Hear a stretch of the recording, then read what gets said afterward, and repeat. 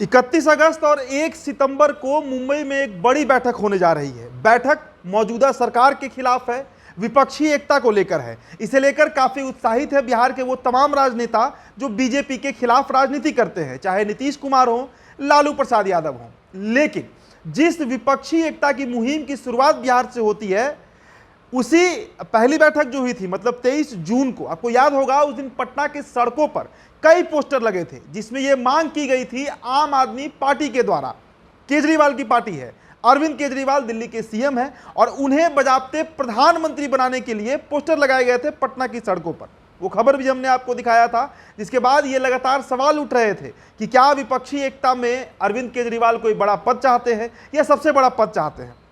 बार बार अरविंद केजरीवाल जो है वो आंख तरेड़ते रहते हैं, चाहे वो नीतीश कुमार हो, सोनिया गांधी हो या ममता बनर्जी हो, अपने को किसी से कम नहीं आंकते हैं। और कारण है कि उनकी 2 राज्यों में सरकार है। अब देखिए, एक नया सिगुफा आपके द्वारा छोड़ा गया है। आप मतलब आम आदमी पार्टी।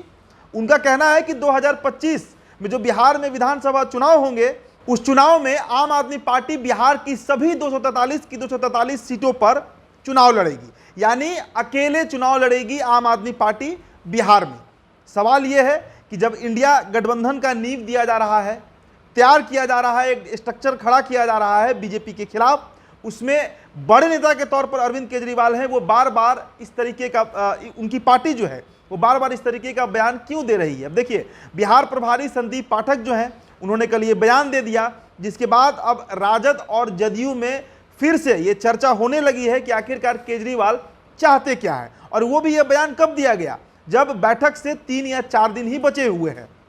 मतलब एक तरह से कहिए तो INDIA की जो बैठक है उसमें प्रेशर बनाने का ये प्रयास किया जा रहा है। अब राजद से सांसद है राज्यसभा के मनोज झा ने इस पर प्रतिक्रिया भी दिया है। उन्होंने कहा है कि इंडिया गठबंधन जो बना है उसका नींव रखा जा रहा है और इसमें सभी पार्टियों को सहयोग करना चाहिए। 2025 का हम 2025 में देखेंगे, लेकिन आम आदमी पार्टी की तरफ से फिर प्रतिक्रिया आती है और वो कहते हैं कि नहीं, 2025 में हम बिहार के सभी सीटों पर आरजेडी और जेडीयू के खिलाफ विधानसभा चुनाव लड़ेंगे। हालांकि जदयू जो है वो इस पर थोड़ा सॉफ्ट दिखी है। नीरज कुमार प्रवक्ता है, MLC हैं, उनका कहना है कि सभी पार्टियों को हर राज्य में विस्तार करने का मौका मिलना चाहिए। लेकिन बड़ा सवाल यही है कि 2024 के लोकसभा चुनाव सर पर हैं, महज 6 से 8 महीने का समय बचा है।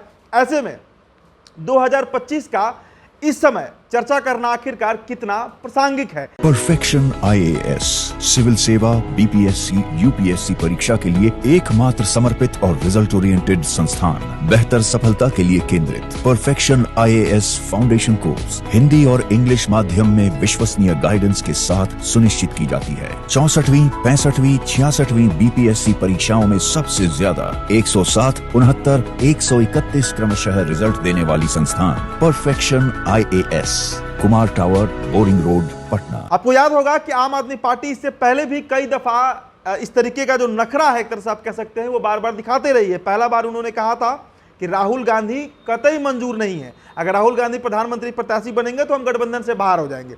उसके बाद दिल्ली ऑर्डिनेंस बिल को लेकर समर्थन मांगा गया। वो समर्थन जब देने को विपक्ष तैयार हुई, तब केजरीवाल थोड़ा शांत हुए थे। हालांकि वो बिल जो है वो पास हो गया। उसके बाद से केजरीवाल फिर से तानातानी में है और अब उन्होंने खुलकर इस बात का ऐलान कर दिया है कि बिहार के सभी विधानसभा सीटों पर उनकी पार्टी जो है वो चुनाव लड़ेगी। आने वाले दिनों में यह भी संभावना लगाई जा रही है कि झारखंड में भी वो इस तरीके का विस्तार कर सकते हैं। तो फिर आखिरकार अरविंद केजरीवाल चाहते क्या है और कैसे उनको नीतीश कुमार या फिर लालू प्रसाद यादव जो है वो मनाएंगे। अब देखिए, दिल्ली और पंजाब 2 ऐसे राज्य हैं जहां पर उनकी सरकार है, जहां पर उनका दबदबा है, जहां पर उनके वोटर्स हैं। अगर वो इस गठबंधन से निकलते हैं तो एक बड़ा सेटबैक जो है वो INDIA को लग सकता है। फिलहाल इस रिपोर्ट में इतना ही। मेरा नाम उदित तारण है, बहुत बहुत शुक्रिया।